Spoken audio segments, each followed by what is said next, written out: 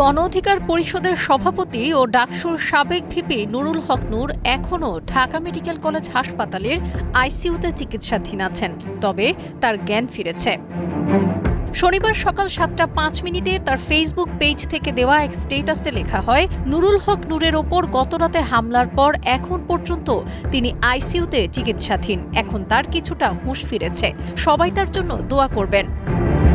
স্ট্যাটাসের সঙ্গে নূরের দুটি ছবিও প্রকাশ করা হয়, যাতে দেখা যায় তিনি হাসপাতালের বেডে শুয়ে আছেন, নাকে ব্যান্ডেজ বাঁধা এবং মুখে অক্সিজেন মাস্ক লাগানো।